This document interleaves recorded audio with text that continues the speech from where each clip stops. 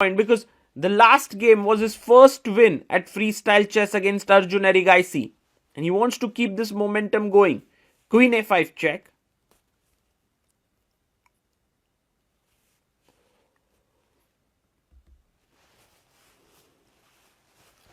King comes to e8. And here queen b5 check played. Well, you can't go here. Bishop c6 would mean queen b8 and it's game over with g8 hanging. So he goes king d8 and of course the rook is hanging here. And if you take, I still can't win the bishop because of checkmate. So he goes rook g3, a very interesting move. It's also nice to see how Magnus comes up with this very different ideas here at g3 and Gukesh queen e4. This might really be the best position he's got after 3 moves in the game. We are on move 32 and Gukesh is fighting hard. Queen e5 played, offering a trade of queens.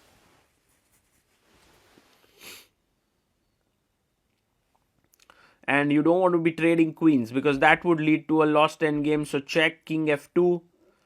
But it's very tough to play here as black, especially against Magnus Carlsen, who is so good at endgames. Bishop comes out to e4.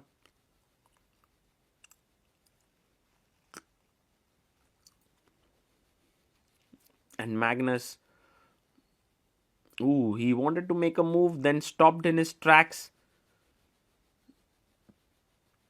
He has to build this position up carefully here, Magnus. He gives a check.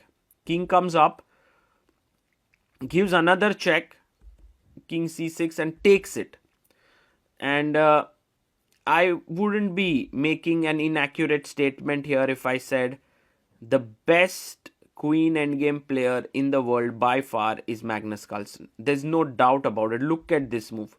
This is the show of a true understanding of queen endgame. The queen is centralized to look here, defend its own pawns.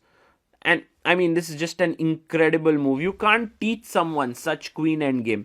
You just have to have the feel for centralization of pieces, where they belong. King d7, Magnus pushes his pawn to a4. And the a pawn is just literally running. So Gukesh, and one more thing which you have to notice is that the queen can't even go to the a1 square because the white queen controls it. That's real centralization there. Magnus pushes the pawn forward. A check comes in. He goes up king e3. And now another check. And do you want to pick up this pawn on e4? Yes, he does. And Gukesh takes the pawn on d2. Again, a check.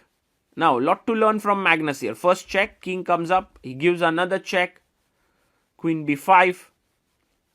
Of course, king d8. You can't trade queens after queen d5. So you have to avoid the queen trades, which is now slightly tricky business for Gukesh. But there are spaces where the queens are not getting traded, especially on c7 and c8.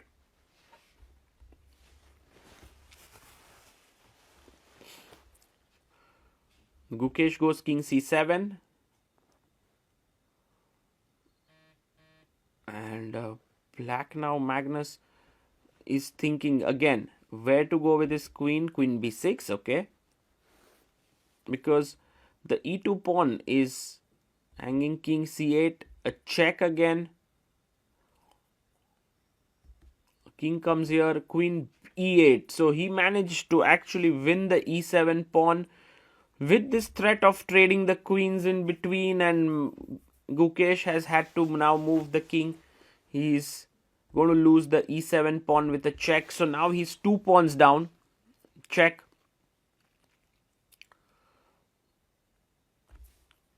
I guess you could go king a6, but he goes back king a8. Now e2 and a5, both pawns are hanging.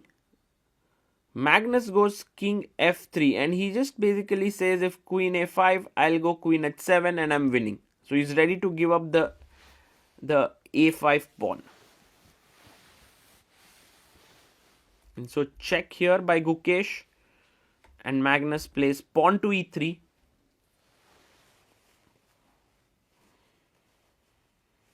A tough moment for Gukesh here, whether to take the pawn. He goes queen e1. I guess he's trying for some, like if you take on h7, queen f1, king e4, and then just there is a skewer here.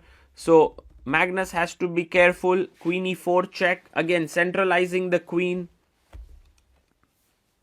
Let's see which square he chooses. Queen e5 is the square that he likes. And one of the things about e5 square which is so beautiful is that it defends all three pawns here. a5, e3, g3. Pawn to e4, he pushes forward. And he did not get at all tempted but to win the h7 pawn. That's why Magnus is so good. He understands when to run for material, when not to. King f4 played.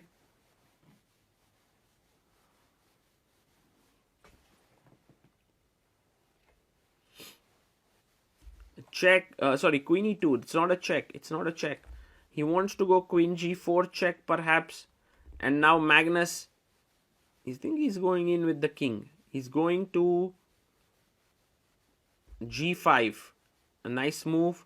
Queen check. King h6 played. And now queen g7 check is a threat. He goes h4 trading. And Magnus gives another check. King a6. And the best move now is just to take g takes h4. And that is totally winning. He takes it. G takes h4 on the board. He goes queen f4 check. King h7. No more checks here for black. I mean, you could win this pawn, but there's queen g5 check and trading queens. So Gukesh resigns.